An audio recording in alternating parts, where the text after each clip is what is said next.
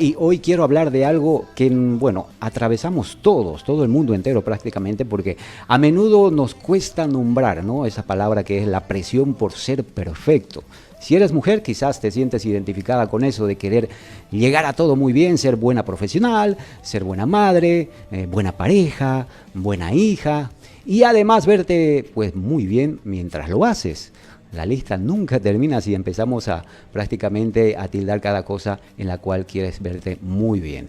Y si eres varón, si eres hombre, quizás conoces esa voz interna que te dice que no puedes fallar, que no puedes mostrar miedo, que tienes que mostrar tu autoridad, que tienes que tenerlo todo resuelto y no preocupar a la familia, que pedir ayuda es de débiles. Y lo que quiero proponerte hoy es esto. La autoexigencia, bueno, nos está rompiendo prácticamente a todos si hablamos de salud mental. Nadie se salva. La depresión y todo eso a nadie discrimina, ¿no? Y este es un inicio o uno de los factores que puede llevarte a eso. Nos afecta de manera muy diferente, pero nos afecta a tanto como hombres como a mujeres. Lo vamos a ver más con más detalle enseguida y ha llegado el momento de nombrarlo, de entenderlo y sobre todo de empezar a soltarlo también, ¿no? Porque a veces pensamos que pedir ayuda es como decir, soy débil, o vas a dar a entender que eres débil. Y no es así. Soy Gary Torres y esto es Hola Santa Cruz. Acompáñame junto a la psicóloga y ya nueva amiga aquí en el programa, Daniela Moreno, para despejar esas dudas que tenemos y le damos la más cordial bienvenida al programa. Doctora, muy buenas tardes y bienvenida. Muy buenas tardes a todos, muchísimas gracias por la invitación. La verdad me parece muy grato poder tener estos espacios para hablar un poquito más acerca de temas, como usted mencionó, muy comunes, pero aún así que no los hablamos por miedo al qué dirán, por miedo a vernos débiles o simplemente por creer que podemos con todo. Para empezar, Daniela, ¿cómo defines tú desde la psicología clínica la autoexigencia patológica, ¿no? ¿En qué momento el querer superarnos se convierte en un gran problema en la salud mental? Creo que la autoexigencia hoy en día es algo bastante común, ya que vivimos en una sociedad en sí muy exigente, en donde constantemente también gracias a las redes sociales llegamos a compararnos quizá más que en otras épocas con otras personas, ¿no? Ya sea, como usted mencionó, la manera física, los logros, los bienes que vamos adquiriendo. Y obviamente también muchas personas logran tener esta autoexigencia más marcada, quizá por experiencias que han tenido desde su infancia, la dinámica que tenían con sus padres. Sin embargo, no necesariamente tenemos que tener una infancia dura o muy sobreexigente, porque muchas veces somos nosotros mismos los que definimos nuestro valor en base a lo que hacemos, cuán productivos somos o cuánto tenemos, olvidándonos de lo más importante también, que es nuestro bienestar y nuestra salud mental y obviamente la física, que aunque no lo crean, va muy relacionado. Sí, es verdad, escuchamos mucho eso, ¿no? De soy mi peor crítico o mi peor enemigo. ¿Qué pasa en el cerebro de una persona con altos niveles de autoexigencia? Por ejemplo, con esto de las redes sociales, que eso duplica de alguna manera nuestra preocupación o nuestro nivel de ansiedad por quedar bien ante todo el mundo, ¿no? Pero la realidad detrás de cámaras, al fin y al cabo, desgraciadamente, es otra, como lo vemos, por ejemplo, con Leo Rosas, con lo que pasó con otras influencers que paran viajando, fotitos aquí, en el yate y eso, pero la realidad al final es otra, ¿no? Claro, en las redes sociales uno siempre muestra como su mejor versión o lo que mejor tiene. Entonces, a nivel cerebral ocurren muchísimas cosas, ya que nuestro sistema nervioso central todo el tiempo está en alerta, está como que eso hace que nuestro cuerpo en sí esté en tensión. Entonces, hoy en día estadísticamente los trastornos más comunes son la ansiedad y la depresión. Entonces, justamente estos trastornos llegan a invadirnos a nosotros y a veces creemos que no podemos controlarlos porque no es de un día a otro que aparecen, no es por la acumulación, por ejemplo, de mucho estrés. Entonces, al sobreexigirnos también dejamos de lado lo que es disfrutar el presente, que es muy cliché, podría decirse, y muy fácil de decir, hay que disfrutar el presente y ya, pero si realmente fuéramos conscientes de la importancia de disfrutar el día a día y además de valorar los pequeños logros, viviríamos un poquito más tranquilos y no daríamos paso a tener que llegar a una ansiedad, porque por ejemplo el estrés en sí es normal, es adaptativo. El estrés nos ayuda a cumplir metas, a trazarnos objetivos, a no quedarnos en nuestra zona de confort. Sin embargo, creo que hay una distorsión entre ser productivos y estar enfocados. Entonces el estrés adaptativo, cuando se convierte en un estrés patológico, llega a ser una ansiedad. Y ahí es cuando no solamente nos perjudica en trabajar más horas extras, sino que a nivel cerebral, a nivel fisiológico, nos puede producir inclusive mucha sintomatología física, ¿no? Entonces, y lo que las personas también, yo siempre les digo a mis pacientes, tenemos que tener un equilibrio en todas las áreas de nuestra vida, porque si una está muy alta y las demás las dejamos de un lado, no va a existir este equilibrio que nuestro cuerpo tiene que tener, y en cualquier momento vamos a estallar o vamos a sobrevivir, como algunos lo dicen. Yo, por ejemplo, he vencido la depresión, la ansiedad, pero con conocimiento de autoayuda. Y es verdad, algo que vamos a hablar más adelante es de cómo nos cuesta a los varones pedir ayuda, porque la ansiedad sí o sí nos visita a todos, pero con diferente frecuencia. A nivel mundial, los trastornos de ansiedad son 2 veces más frecuentes en mujeres que en hombres. Pero ojo, esto no significa que los hombres no sufran ansiedad. Lo que ocurre es que los hombres tienden a no reportarla, o la manifiestan de otras maneras, ¿no? Irritabilidad, mal carácter, consumo de alcohol, comportamientos de riesgo. Y bueno, números en frío, por ejemplo, 1 de cada 10 hombres dice que tendrá un trastorno de ansiedad en su vida. No es un problema menor si hablamos de estadística, ¿no? Exactamente, o sea, las mujeres muchas veces solemos normalizarlo más porque socialmente, volvemos al tema de la sociedad, los hombres no deberían llorar, o los hombres tienen que ser fuertes, o como usted dijo, si el hombre de la familia está mal, todo se va a desmoronar. Entonces creo que todavía la salud mental no es un tema prioritario en la sociedad en sí, y de ahí parte todo.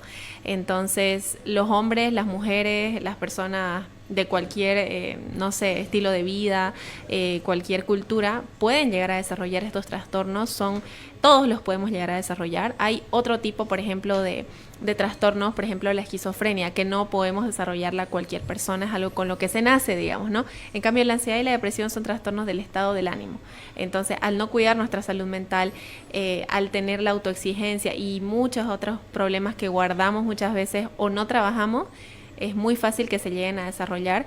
Y como usted dijo, la ansiedad no solamente son los ataques de pánico, no solamente es sobrepensar, también pueden ser las compras compulsivas, las adicciones, las patologías que son de querer tener conductas de riesgo, como usted dice, para distraernos, despejarnos, pero en realidad una cosa nos puede llevar a otra, e incluso podemos tener como comorbilidad con 2 trastornos al mismo tiempo, y ahí es cuando muchas veces es complicado hasta pedir ayuda y podemos llegar a situaciones como que fatales, ¿no? Que ustedes ya saben a cuál me refiero.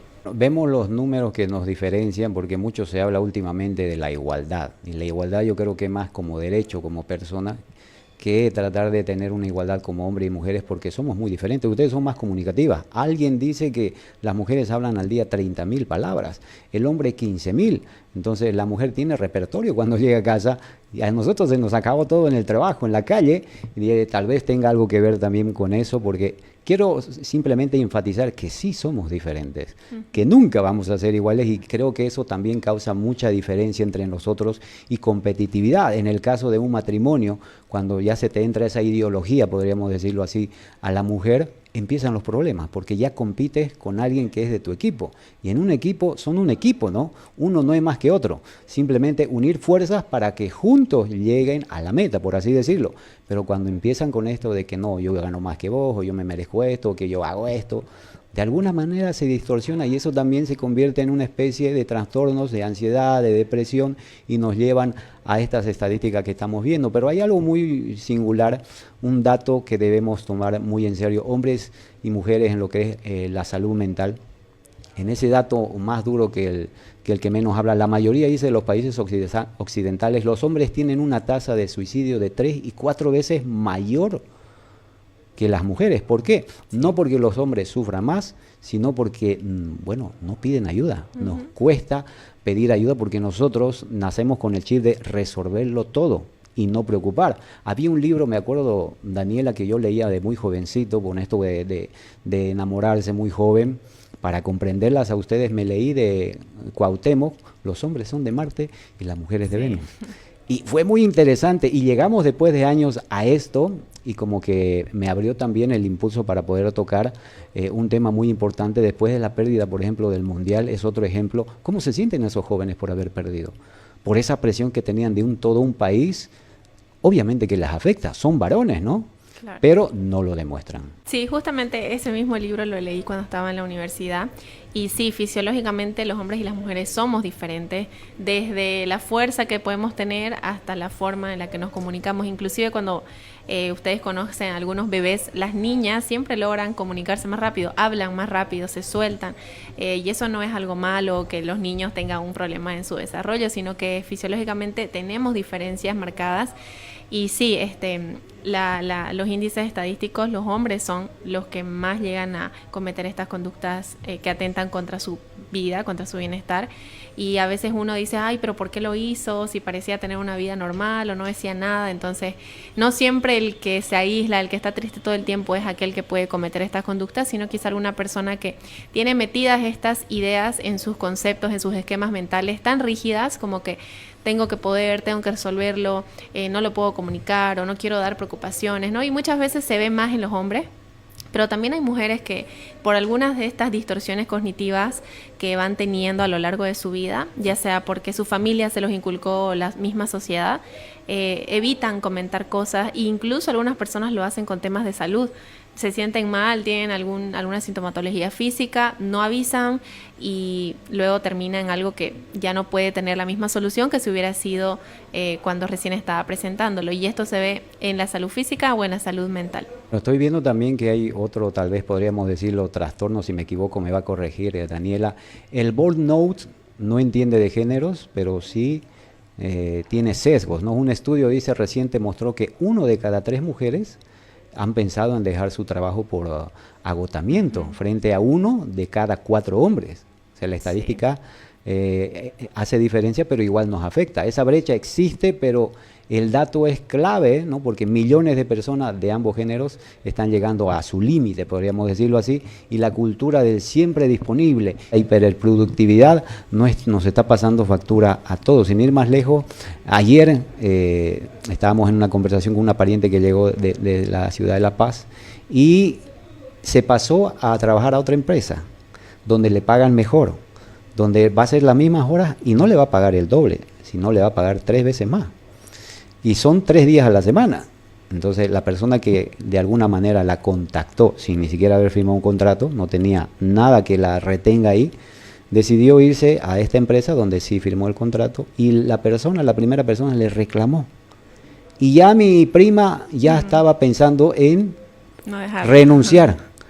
Porque para ella, porque las palabras que el otro le decía, que yo te enseñé esto, que yo te esto, que yo lo único que yo hubiera querido es que me hayas dicho antes de enterarme esto, prácticamente me está robando a un personal, pero no tenía ningún contrato. El otro sí le hizo contrato, el otro sí vio su manera de trabajar y ella quería renunciar a un trabajo que prácticamente por 3 veces a la semana ganar un salario mínimo de 3.300 está bien pagado.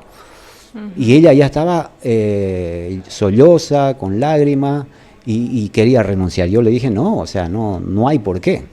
Claro, sí, bueno, el burnout es considerado más que un trastorno, es un síndrome debido a que, bueno, se lo considera más dentro del área laboral en este caso. ¿Por qué no llega a ser un trastorno? Porque en el manual de trastornos no está como un trastorno clínico, pero porque en realidad es como del trabajo, pero pueden haber muchos factores que pueden generarlo. Ahora, las estadísticas muestran que las mujeres tienden a tener puntajes más altos o hay más mujeres que sufren de este síndrome. Pasa que es lo que usted mencionó al inicio. Las mujeres antes no tenían que trabajar, no tenían ni siquiera que estudiar, tenían que hacerse cargo de la casa y el hombre es quien debería hacerse cargo de mantener el pan de cada día y mantener a la casa mientras la mujer hacía las cosas más que todo de lavar, planchar, etcétera. Entonces, ¿qué pasa? Hoy en día ha cambiado mucho la sociedad y las mujeres también tienen que trabajar porque, bueno, por una parte está bien porque han sabido como que luchar por su propio desarrollo personal, tener su independencia económica, que eso está muy bien. Sin embargo, creo que en muchas familias todavía la mujer sí trabaja, pero el hombre todavía no colabora en la crianza. Entonces, siento yo que como usted dijo, un matrimonio, una relación, tiene que ser un equipo. Entonces, muchas veces las mujeres quieren cocinar, lavar, planchar, cuidar a sus hijos, preocuparse por ir al gimnasio, trabajar. Entonces, si se da cuenta, son muchas cargas que se ponen porque socialmente la mujer puede todo. Siempre he escuchado la frase de que una madre siempre puede todo. Y es cierto, o sea, uno como persona puede todo. Si yo quiero y me propongo estudiar y cuidar a mi hijo, puedo hacerlo, pero ¿por qué los hombres no? O sea, los hombres también lo pueden hacer, solo que socialmente uno cree siempre que el bebé o el niño va a estar mejor con la mamá, y hay muchas familias que no es así. Entonces eso ya uno se lo cree y dice, no, es que tengo que poder. ¿Y qué pasa? Eso que le pasó, por ejemplo, a la historia que usted comenta, es la falta de límites que ponemos. Límites que no ponemos ni con nuestros jefes, ni con nuestros familiares, amigos, parejas. Y muchas veces la maternidad igual está muy distorsionada debido a que algunas madres creen que por ser mamás tienen que dejar todo o tienen que dejarse a ellas mismas, ¿no? Obviamente no se juzga, hay situaciones en las cuales uno realmente tiene que dejar su trabajo para cuidar a su hijo, pero eso no quiere decir que tenemos que priorizar a otra persona antes que nosotros mismos. Y eso es como que cuesta un poquito más que todo en las mujeres, por el tema de que la mamá siempre tiene que estar, la mamá siempre puede. Entonces ambos padres tienen que estar, ambos padres son muy importantes en la crianza de un niño. Es mentira que una mamá soltera o un papá soltero no pueden. Obviamente ambos pueden, si así se lo proponen, pero el padre y la madre cumplen un rol diferente, pero muy importante en la vida de los hijos. Entonces, si hubiera un poquito más de equilibrio y también la pareja o el hombre, además de trabajar, ayudaran en las responsabilidades de la casa, el estrés o la carga no sería tanto porque habría un equilibrio. Sin embargo, afortunadamente creo que hay muchas familias que hoy en día han cambiado su dinámica y como que se colaboran un poco más. No obstante, hay otras que lastimosamente cargan con mucho, y eso hace que sientan que ya no pueden con todo y se dejen a ellas mismas, a ellos mismos, o tomen decisiones incorrectas, porque realmente en ese momento, ¿cuáles son las características? Es como sentir un agotamiento físico, emocional y mental.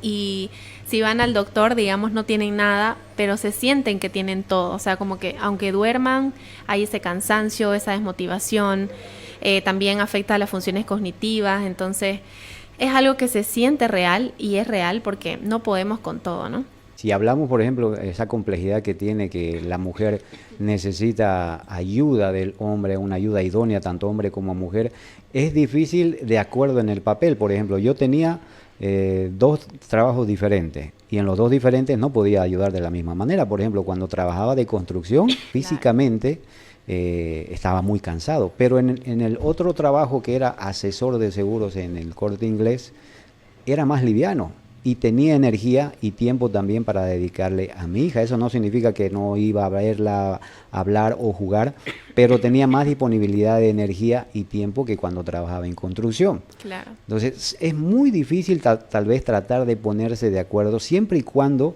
la pareja realmente vea el bien común para ambos. O sea, no como yo como mujer quiero esto y el hombre no, yo como proveedor quiero esto. Entonces, si realmente se trabaja como equipo, sí se pueden consensuar y tener la ayuda idónea de ambos, entre ellos, ¿no? Pero ahora hay mucha distorsión con todo lo que está pasando, con tantos pensamientos, digamos, liberales o ideologías, y los datos que muestran ahora, por ejemplo, sin ir más lejos, investigadores de la Universidad de Bar George, por ejemplo, analizaron datos de 40.000 estudiantes a lo largo de 30 años, y ¿sabe qué? Descubrieron que el perfeccionismo había aumentado un 33% en las últimas 3 décadas, tanto en hombres como en mujeres, o sea, casi por ahí. Y la diferencia está en cómo se expresan. La mujer de una manera y el hombre lo hace de otra manera, y lo llevan prácticamente al cuerpo también, porque algo que a uno le estresa, algo que le afecta interiormente, le afecta también en algunas partes del cuerpo. Sí. El cuerpo mismo se manifiesta con dolores. A veces no es algo patológico, los médicos no saben qué es, y uno tiene que ir a otro profesional, como en este caso un psicólogo, para ver qué desorden hay externo que le esté afectando internamente, ¿no? Así es. Por ejemplo, en el tema de la familia, sí es lo que usted dice, siempre son las peleas de pero yo estoy cansado, pero yo también estoy cansada. Entonces yo siempre recomiendo que antes de fijarse en los hijos e incluso en la pareja, tenemos que fijarnos en nosotros mismos, porque si nosotros estamos con mucho estrés, si nosotros estamos con muchas cargas, sin tiempo, no salimos con nuestros amigos, no tenemos un hobby, un pasatiempo, momentos para no hacer nada, porque descansar es malo para muchas personas. Es como que existe la culpabilidad por descansar. Entonces, el descanso no es malo, pero el descansar siempre y no ser productivos puede traer consecuencias, pero el ser productivos todo el tiempo y no descansar también. Entonces, yo siempre utilizo una estrategia que se llama la rueda de la vida, en donde los pacientes tienen que evaluar qué nivel de satisfacción tienen en cada una de las áreas de su vida. Ahí entra productividad, trabajo, amistades, amor, familia, ocio, espiritualidad, todas las áreas de nuestra vida, para ver realmente que hay muchas que las dejamos como perdidas o olvidadas. Entonces, si tenemos toda esta carga mental, física, que obviamente puede verse en síntomas físicos, y eso tiene el término de la somatización, que obviamente cuando cargamos con mucho, cuando no expresamos lo que sentimos, o simplemente dejamos pasar alguna situación fuerte que hayamos vivido, como no sé, un duelo, una ruptura, una separación, algún trauma de la infancia, nuestro cuerpo va a hablar lo que nosotros callamos. Entonces, hay personas que constantemente sufren de migrañas, sufren de, no sé, dolores estomacales, se les cae el pelo, la alergia, que son algunas de las más conocidas, pero inclusive puede llegar a cosas más graves como hasta tumores, aunque lo escuchen muy extremo. Igual el parálisis facial puede dar por estrés, netamente por estrés mal gestionado. Entonces, no es chiste hablar acerca de la salud mental. Y siempre que haya algún problema con nosotros, de alguna manera se va a presentar en nuestras relaciones sociales, en nuestro trabajo y en nuestra misma concentración y motivación. Y es por eso como vemos muchos famosos, ¿no? Famosos que aparentemente tienen todo y terminan en situaciones como las de Leo Rosa, o hay muchas personas que tienen una vida de pantallas nada más y vienen con muchos problemas, no pueden ver a su familia, tienen adicciones. Entonces creo que es algo tan importante que aún me cuesta entender o procesar cómo no todos lo pueden ver de esta forma, ¿no? El domingo es el 12 de abril, Día del Niño, y hablando un poquito de este tema, es inclusive, hay como 5 heridas del alma que leí un libro, y a veces de niño acarreas esos traumas de alguna vez sin resolver, porque tal vez has tenido algo que pasó con tu mamá, con tu papá, o algo que te pasó personalmente, por no hablarlo, por no desahogarlo, por no decirlo, se va creciendo, ¿no? Tal vez sea del tamaño de la semilla de mostaza, pero a medida que pasa el tiempo, desde la niñez hasta que vas creciendo, llega un momento que rebalsa el vaso del agua y explota. Entonces quiero decir a esto que ahora que uno es padre de familia, uno es madre de familia, si quiere buenos hijos, tiene que ser un buen padre de familia y una buena madre de familia, porque si no se va a seguir creando este bucle de que la gente crezca con problemas psicológicos, crezca con una mala salud mental, y es perjudicial para la salud y para la humanidad. Así es, porque eso que dice usted de ser buena mamá, buen papá, es algo muy que a muchas familias las tiene sin sueño. Es como que hay muchas personas que entienden esto de que la infancia sí o sí va a repercutir en la adolescencia, en la adultez y en las decisiones y cómo nos sintamos. Entonces es como una presión extra que capaz antes no había, y por eso hoy en día hay muchas personas lastimadas que no necesariamente dicen estoy mal por esto, sino tienen otro tipo de comportamientos. Lastimosamente muchos repiten patrones o se cierran a muchas oportunidades en cualquier ámbito de su vida. ¿Qué pasa? Un estrés postraumático es algo que puede darnos en cualquier situación en donde nuestra seguridad se haya visto atentada, y si el estrés postraumático no lo tratamos, se va haciéndose, como usted dice, más grande, y puede que nos haya pasado algo en nuestra familia, pero no necesariamente nos va a repercutir solo en el área familiar, sino puede repercutirnos en nuestra autoestima, en nuestras decisiones.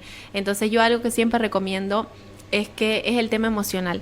Muchas mamás no quieren verse vulnerables delante de sus hijos, padres también. Entonces, si nosotros les enseñamos a nuestros hijos que no hay que llorar, que cuando nos sentimos mal no pasa nada, todo está bien, de alguna manera estamos tratando de protegerlos, obviamente, pero es mejor que nuestros hijos entiendan que el llorar no está mal, que el enojarnos tampoco está mal, pero obviamente lo que no es adecuado es no sé, por ejemplo, cuando nos enojamos, tirar las cosas, o gritar, o tirarnos al suelo, o que no está bien, digamos, que nos quedemos todo el tiempo tristes, pero sí, obviamente, acorde a la edad, ir explicándoles de que todas las emociones son válidas, que el llorar está bien porque es cuando nuestro cuerpo se siente triste, pero ¿qué podemos hacer para gestionar estas emociones? Y la gestión emocional es la base de muchos comportamientos capaz no adecuados, o muchas decisiones erróneas que tomamos. Entonces, si le diéramos realmente, yo quisiera que en el colegio enseñen eso, gestión emocional, administración de dinero, cosas que son muy importantes, que son la base de todo, si se ponen a pensar, es la base de todo. Es verdad, sí, de eso estábamos hablando igual hace anteriores programas, de que con una nueva gestión de gobierno se debería implicar mucho más los padres de familia y los profesores en cambiar a la curricular y poner y enfatizar más que todo el interior de ese ser humano que están, bueno, entrenando y enseñando para una vida, que está muy difícil cada vez. Y ahora, es lo que decía de los varones, de los hombrecitos, cuando te dicen los hombres no lloran. Bueno, los hombres son significativamente menos propensos que las mujeres a buscar autoayuda profesional precisamente porque nos inculcan esa clase de cosas. Y a pesar de reportar niveles similares de angustia, podríamos decirlo así, la principal barrera es la creencia en que pedir ayuda para nosotros los hombres es una muestra de debilidad. Y eso no es verdad. Pedir ayuda no es debilidad, es un acto de valentía más bien porque querés decir lo que sentís. Y al hombre le cuesta mucho. En ese libro, no sé si te acuerdas, Daniela, del Hombres son de Marte, las mujeres de Venus, el hombre está representado como cuando el hombre tiene un problema, es un oso que se va a invernar a la cueva y no sale hasta saber cuál es la solución a su problema.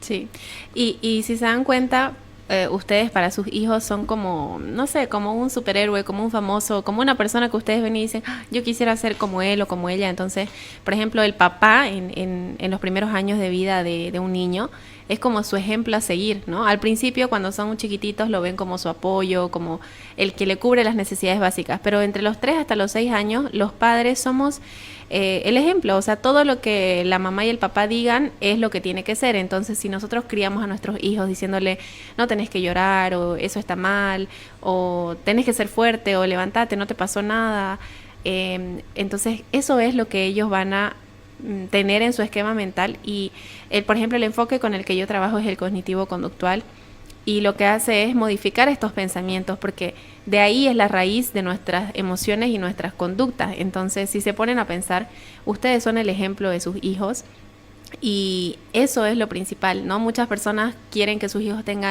estudien en el mejor colegio, tengan la mejor ropa, coman bien, y son cosas bastante importantes, obviamente, pero nunca hay que dejar de lado el tema emocional y el que sus hijos sepan que no está mal llorar, no está mal pedir ayuda, porque en algún momento de su vida van a sentirse mal, van a querer pedir ayuda, pero por todo lo que les dicen van a tener esta controversia y este choque de, pero mi familia me dijo que no tenía que llorar, pero ahora las redes sociales dicen que sí, y ahí es cuando entra este colapso emocional que no sabemos qué hacer y puede terminar en cosas bastante graves. Algo muy curioso que tocó ese tema de expresarse, de llorar en el caso de pareja, y esto es algo personal. No estoy diciendo que así tiene que ser. Si alguien comparte lo que yo pienso, bien, si no, no pasa nada. En el caso de expresarme yo, por experiencia, en una relación, por ejemplo, era muy expresivo y mostraba cómo me afectaba tal vez algún problema o algo, por querer empatizar con ella, con esa pareja que tenía, y al final no duraba, porque de alguna manera demostrabas debilidad ante la mujer. Ahora, si yo hablo de expresión al hombre de ir a pedir ayuda, es ante una profesional más que a una pareja. Yo por experiencia comparto eso, que cuando lloras delante de alguien, tu pareja, tu esposa, no sé, tu novia, de alguna manera se pierde un poquito de esa manera como te admira ella, cómo te ve como protector. Pero obviamente es muy diferente si lo haces ante una profesional, que todo lo que digas se va a quedar entre la profesional y tú, ¿no? Claro, quizá usted sintió eso por la reacción de la otra persona. ¿Qué pasa? Es que muchas veces expresamos nuestras emociones con personas que no saben recibir eso y o dicen que estamos mintiendo, o dicen sos un exagerado, una exagerada, o de alguna manera nosotros mismos, ¿no? Capaz creemos que estamos molestando, incomodando, o que en su caso que usted era el hombre de la relación, que es lo que usted menciona. Pero eso también es lo difícil de expresar nuestras emociones. Pero yo siempre les recomiendo a todos mis pacientes una relación sana, ya sea una relación laboral, de pareja, de amistad, de familiar. Tiene que ser una relación en donde expresar lo que sentimos o lo que nos molesta no sea sinónimo o que termine siempre en discusión o que no minimice lo que uno siente, ¿no? Entonces también uno tiene que saber hasta dónde o con quién o con quién también abrirse, porque muchas veces no son las personas indicadas. Entonces no quiere decir que la otra persona siempre va a estar de acuerdo con lo que pensás, o que porque llores te va a decir ya te perdono lo que hiciste, no importa, sino que uno tiene que aprender a validar lo que el otro siente de alguna manera y luego llegar a acuerdos. Pero siempre tiene que hacer cuando ambos estén ya un poquito más con la cabeza fría, porque a veces el tratar de discutir un tema en el momento hace que todas las emociones salgan y hablemos desde lo emocional y no desde lo racional quizá, o simplemente dejemos pasar el tema y al fin y al cabo no se lo logre solucionar y en un futuro volverá a aparecer, ¿no? Es muy difícil que, no sé, de alguna manera, si nos inculcaran de otra manera, creceríamos con diferentes o mejores valores y principios, que en vez de descubrir, digamos, que estás listo para la guerra y con lo que sabes andar, es como si nos expusieran así, ¿no? Y sí, tenemos que pasar malas experiencias para saber que lo estamos haciendo mal. Sin embargo, si hubiéramos tenido un papá que te hable con más coherencia, o sea, que nos enseñen a vivir coherentemente desde pequeños. Por ejemplo, cuando uno es joven y enamora, el hombre le dice sí casi prácticamente a la mujer, hasta que consigue lo que quiere el hombre. Una vez que ya se casan, una vez que ya viven justo, como quieran llamarlo, la película cambia. Y en la mujer también es lo mismo, porque hemos sido mal criados. O sea, no mal criados de hablar tonterías, sino mal criados por nuestros padres. Y lo que dice es importante, la coherencia, ¿no? Porque muchos padres dicen, no tenés que hacer esto, no tenés que hacer lo otro, y entre ellos o entre los familiares o en una llamada empiezan a insultarse, a hablar mal, a hacer cosas que piden que los hijos no hagan. Entonces, todo lo que sus hijos, hasta más o menos sus 12 años, bueno, que se ya empieza la adolescencia, demuestren que ustedes no lo ven bien, como por ejemplo que sean rebeldes, que tengan malas notas, los niños que vuelvan a hacerse pis en la cama, todas esas conductas que nosotros vemos como malas son síntomas de que algo no está bien. Entonces, si ustedes quieren enseñarles a sus hijos, primero tienen que ver si ustedes están bien emocionalmente, y por eso es que cuando uno es joven dicen, no tengas hijos, es una responsabilidad, y mucha gente lo toma desde el lado económico nada más, o desde que, ay no, si tengo un hijo ya no voy a poder estudiar, no voy a poder viajar, o tener mis gustos.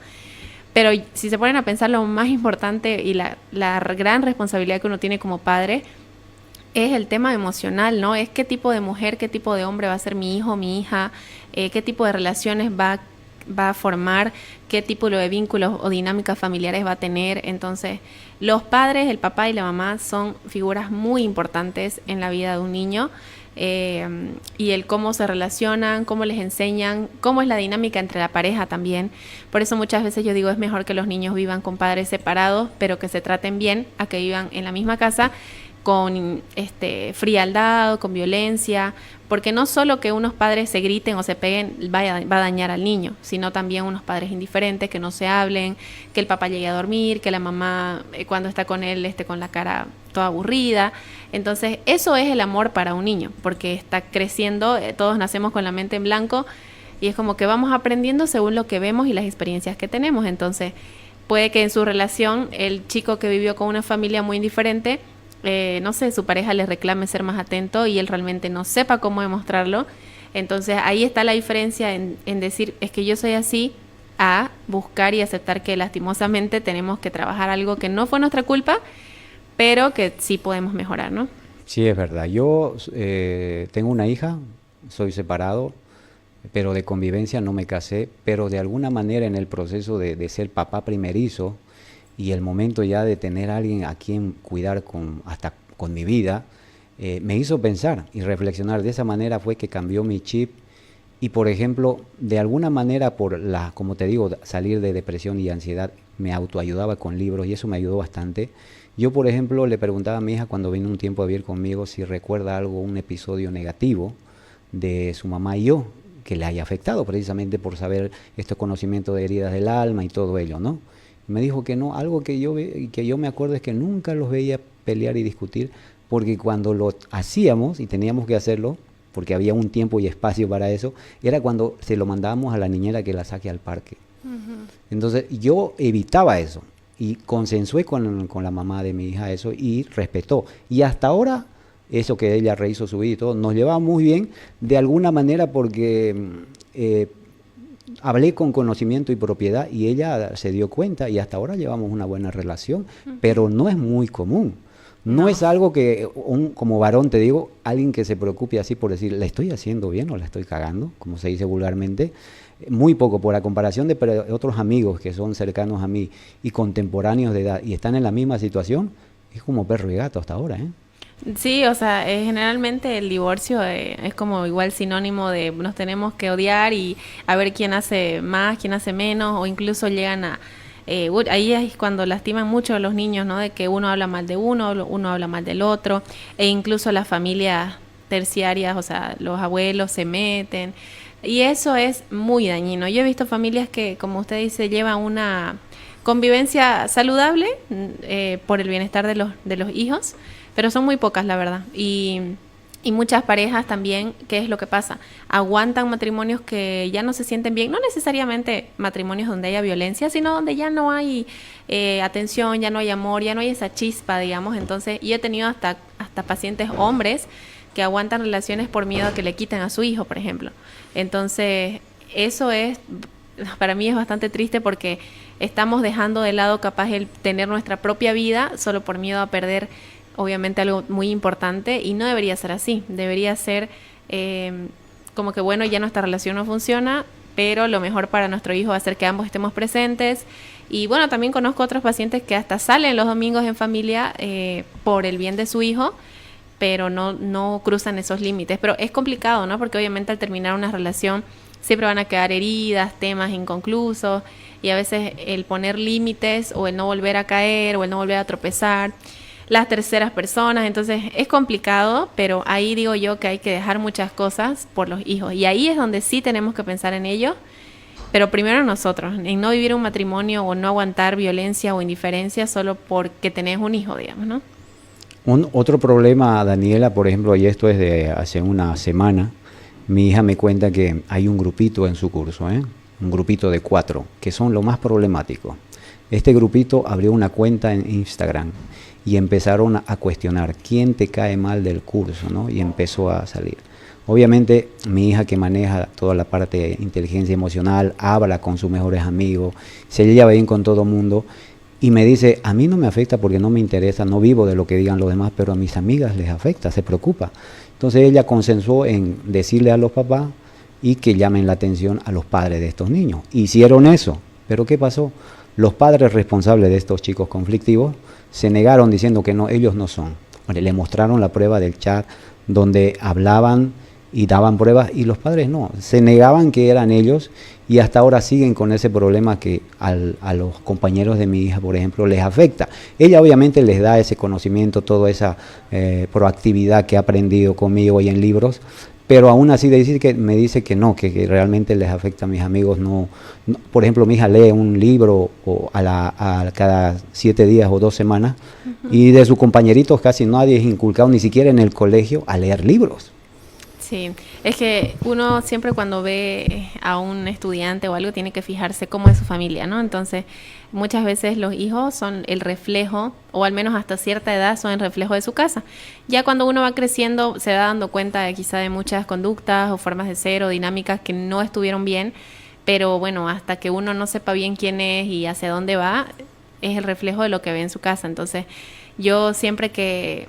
Bueno, en realidad mi docente me decía siempre, si ves a un niño problemático o algo, no hay que darle terapia al niño y al adolescente, hay que darle terapia a los padres, porque de ahí también viene. Entonces yo, por ejemplo, cuando trabajo con adolescentes, siempre tengo que entrevistar a los padres también para ver su perspectiva de ellos, ¿no? Porque muchas veces los síntomas que presenta un adolescente son resultado de problemas que está pasando, que casi siempre vienen de casa. Estamos tratando un tema muy importante con la psicóloga Daniela Moreno, como es la autoexigencia entre hombres y mujeres. Vamos a lo práctico, Daniela.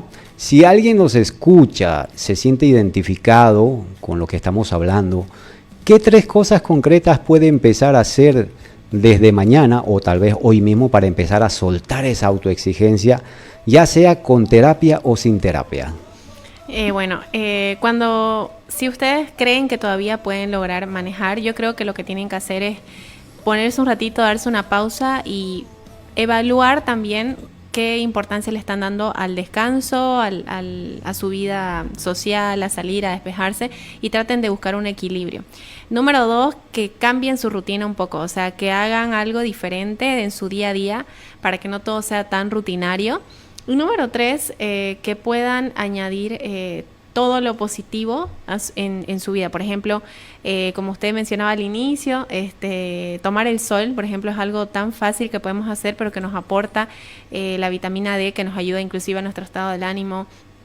No sé, empezar a seguir contenido de valor, leer un libro, seguir podcasts, seguir streaming de salud mental, o también seguir a psicólogos. Es muy importante todo lo que entra por nuestros sentidos, y tratar de igual buscar hacer algo que les guste más allá de algo que tengan que hacer. O sea, no simplemente hacer algo porque tengo que ganar dinero o porque tengo que estudiar, sino empezar a hacer algo que realmente les genere placer y los beneficie, ¿no? Como por ejemplo, no sé, ir al gimnasio, ver una serie, inscribirse a alguna clase de baile, algo que haga que su cuerpo produzca hormonas también positivas, o sea, cosas buenas y positivas, como disminuirse un poquito la carga. Ahora, en el tema de la terapia psicológica, ¿cuándo podemos ir a terapia psicológica? No necesitamos estar súper mal como para ir, sino cuando ustedes sientan que no están tranquilos, que de alguna manera sobrepiensan o se sienten como que con un vacío, o también fíjense en las señales básicas: sueño, alimentación y ánimo. Si ya no tenemos ganas de hacer algo que queríamos hacer, o si nos sentimos muy cansados y no tenemos motivación, o nos cuesta establecer metas, o cuando tenemos un sueño muy alterado, insomnio, o nos levantamos cada hora, o dormimos pero sentimos que no descansamos, son señales básicas en donde muchas veces ni siquiera sabemos qué tenemos, pero en terapia siempre el motivo de consulta no es solo lo único que se trabaja, o sea, se van trabajando como más cosas. Entonces, yo siempre recomiendo la terapia, pero si no están con la disponibilidad económica o de tiempo también muchas veces, es intentar añadir a su día a día cosas y recursos también positivos que los saquen un poquito de la rutina, y obviamente tratar de tener un apoyo social, ya sea un familiar, una pareja, unos amigos, porque a veces solitos con todo no podemos. Entonces, el poder conversar y decir cómo nos sentimos funciona. También está la herramienta de escribir cómo nos sentimos y desahogarnos, ya que a veces sentimos que nadie nos va a entender, o de alguna manera por ahí no responden como quisiéramos, entonces también. Pero si ustedes sienten que no lo pueden manejar solo, no esperen que sea tarde y busquen ayuda profesional. ¿Qué papel juega la terapia con todo esto, y prácticamente con qué enfoques terapéuticos trabajas tú la autoexigencia con tus pacientes? O sea, para alguien que nunca ha ido a una terapia, por ejemplo, ¿cómo sería una primera vez en la sesión enfocada en este tema? Claro que sí. La autoexigencia puede ser que muchas personas lo identifiquen como su motivo de consulta, pero también puede que vayan por, no sé, mucha ansiedad, mucho estrés, no poder dormir. Entonces, obviamente en la terapia lo que se hace es poder dar diagnósticos presuntivos. La primera sesión, yo en la primera sesión siempre primero realizo lo que es el consentimiento informado, porque como usted dice, hay personas que por ahí la dudaron muchísimo en ir, o han tenido experiencias malas o negativas, o nunca han ido al psicólogo. Entonces se explica cómo es la terapia. Como mencioné, yo trabajo bajo el enfoque cognitivo-conductual. Entonces la primera sesión se realiza esto de explicar, hacerles entender que es un espacio seguro, aclarar todas las dudas, y continuamos con la etapa inicial de la evaluación, que es la entrevista inicial. Ahí se conoce no solo el motivo de consulta del paciente o de la paciente, sino con quién vive, su rutina de vida, sus actividades. Entonces ahí yo puedo ver un panorama más grande y más amplio. Y muchas veces el motivo de consulta tiene relación o es consecuencia de la vida que ha llevado, las experiencias que ha pasado la persona. A esto se le van sumando pruebas como de personalidad, para ver qué tipo de personalidad tiene el paciente, que muchas veces nuestra personalidad o nuestros rasgos de personalidad hacen que tengamos cierto tipo. Por ejemplo, las personas obsesivas compulsivas generalmente son aquellas que tienden a buscar más la perfección o el control de todo. También aplico la ansiedad y la depresión, porque ¿qué pasa? Cuando uno ya llega a su límite, por eso muchas veces necesitamos ayuda con un psiquiatra, porque cuando una persona está realmente con muchísima ansiedad, no va a poder concentrarse y no va a tener las ganas de ir a la sesión, o por ahí un día dice, no, ya no puedo con esto, mejor lo dejo. Entonces necesitan un poquito estabilizarse con la medicación para luego ya poder tener la terapia que sea más efectiva. Y la autoexigencia en sí, ¿cómo se la trabaja? Bueno, se la trabaja con técnicas que se llaman el autorregistro, que ahí es donde uno más que todo registra la situación, qué pensó, cómo se sintió y qué hizo, ¿no? Entonces ahí muchas personas dicen, nunca lo hago bien o no soy suficiente. Entonces se va como que indagando ese pensamiento de dónde viene y se lo va como que tratando de modificar a través de la reestructuración cognitiva, que es otra técnica del enfoque. Y la idea es que ese pensamiento realmente se modifique y poco a poco el paciente se lo vaya creyendo, ¿no? Porque es fácil decir, ya sí voy a poder con todo, pero realmente todavía no nos lo creemos. Entonces es un proceso complicado el poder modificar un pensamiento. Y obviamente lo trabajamos con roleplay, que yo practico con ellos, y también con muchas otras estrategias que van a ayudar a que la persona pueda modificar estos pensamientos y por ende sus emociones y conductas sean otras. Daniela, hemos hablado prácticamente en el programa de muchas cosas, hemos hablado de las causas, de las señales, hemos hablado de las herramientas, pero si tuvieras que quedarte con una sola idea, un mensaje que quisiera grabar tal vez a fuego lento en la mente de todas las personas que nos están escuchando y viendo a través de este streaming de Hola Santa Cruz, ¿cuál sería? Tienen que darse la oportunidad de vivir la vida que merecen y que no todo es tan malo como parece y que lo mejor, digamos, que uno a veces quisiera tener está en el momento. Entonces que también se fijen qué es lo que tienen, qué son las cosas que sí tienen, las cosas que sí les van bien. Y les aseguro que al menos una cosa van a encontrar que les va a ayudar y va a darle esta esperanza de seguir. Yo me llevo 3 cosas de esta gran conversación con la psicóloga Daniela Moreno. Primero, o número 1, que la autoexigencia se vuelve tóxica cuando nos define por completo y no nos permite equivocarnos o errar. 2, que las señales de alarma, el insomnio, culpa constante, irritabilidad en los varones ante todo, no son debilidades, son avisos y hay que expresarlos. 3, que soltar la perfección no es conformarse, es elegir que las batallas valen realmente la pena. ¿Me he quedado con lo más importante, doctora?